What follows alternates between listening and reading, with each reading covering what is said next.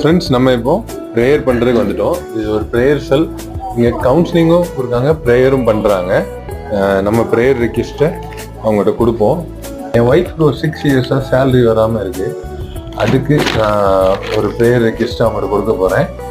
அடுத்து இங்கே ப்ரேயர் செல்லை பற்றியும் நம்ம சில கேள்விகளை இவங்ககிட்ட கேட்க போகிறோம். அதாவது இங்கே இந்த ப்ரேயர் பண்ணுறீங்கல்ல தனியாக, அது போக கவுன்சிலிங் கொடுக்குறீங்க. இங்கே எத்தனை பேர் கொடுப்பீங்க, எப்படி கொடுப்பீங்க, அதை பற்றி கொஞ்சம் சொல்லுங்களேன். ஸோ இங்கே வந்துட்டு நம்ம வருகிற ஆத்மாக்களுக்காக அவங்க பல தேவைகளோட வராங்க, பல பிரச்சனைகளோட வருவாங்க. அவங்களுக்காக நாங்கள் இங்கே ப்ரேயர் வாரியர்ஸ் இருக்கோம், அதாவது ஜெப வீரர்கள் இருக்கிறோம்.